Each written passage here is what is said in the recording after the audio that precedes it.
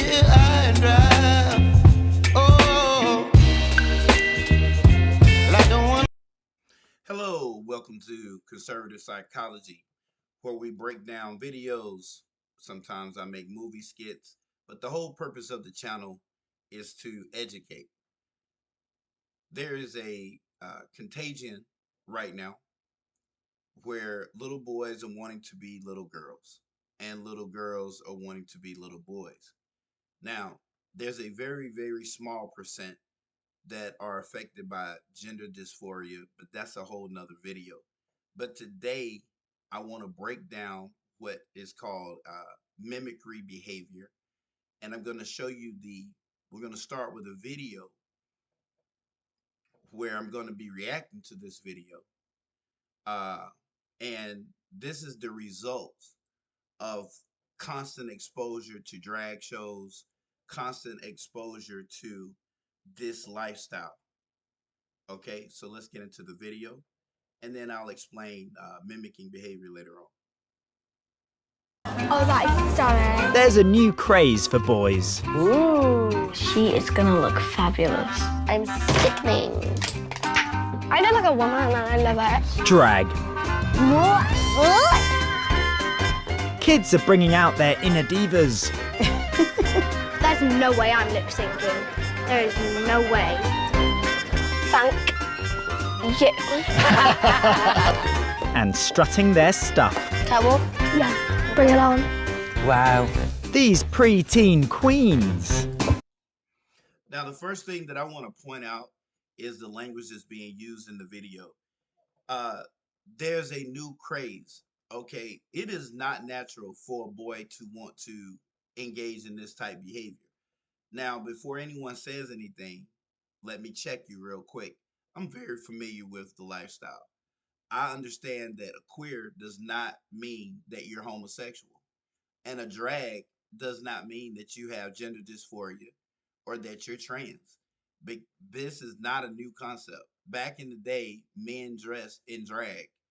Some men had a cross-dressing fetish, and it was not that, oh, on the inside I had a dire need to be a woman. No, because a woman consists of much more than dress and makeup. No, you just were attracted to that particular fetish. It is a fetish. That is a fetish. Something that you like to do, not much more than a hobby. But when you get a young child involved, you are essentially robbing them because if they're attracted to it, some are, most are if they're exposed to it because a child is a sponge.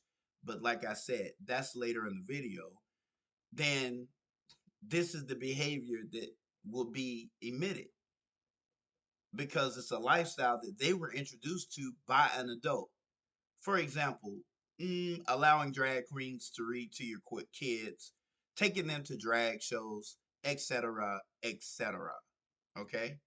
These boys, if you look at their behavior, they're behaving exactly like their mothers would. They're watching their mothers, and they've been doing this for quite some time.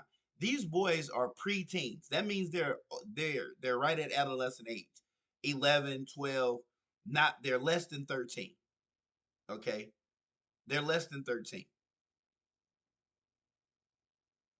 and they've been doing this for 4 and 5 years. So if they're less than 13, let's say the oldest is 12. That means they've been doing this since they were right around 8 years old, 6 years old, and they haven't even reached identity. They haven't even reached the age to hit identity crisis, which is right around 13. So, but this is being ingrained in them. Oh, I need those shoes. Are following their dreams. Oh, I love it. I love it. This is so nice.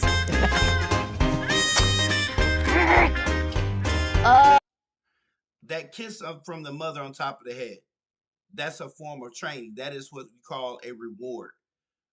So the more that he acts feminine and acts for these things, she's rewarding that behavior.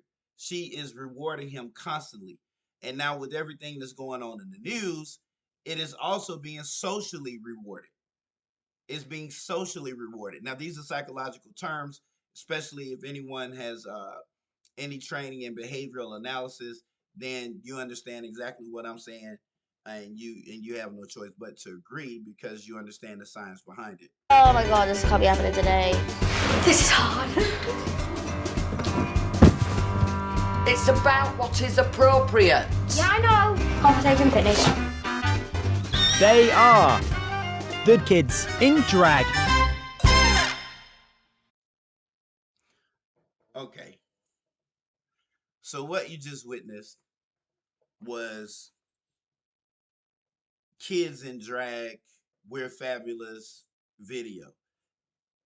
And the point that I wanted to show you are, one, the parents are really encouraging this, which creates the reinforcer for the behavior. You don't see any dads in this video at all. And these children are essentially being exploited because a child is not born when dressed in drag. Just like a child is not born gay. Like, and that is another video. So anytime you challenge a drag queen, you get we're not hurting anyone but argue. Albert Bandura, author of the social learning theory, the learning theory posits that social learning theory is a behavioral theory that posits that the behaviors can be learned by observing. So it's observation of a stimulus, which would be the drag queen. The child internalizes that some form of imitation of that behavior occurs, and then as far as the feedback, the parent uh, praising the child and attending these events with them reinforces that. So the child learns that this is okay. Mirror neurons are the main reason that this does happen, and it allows for them to internalize it. So while you're reading to them, allowing these drag queens to reading to them, this is going to be the end result.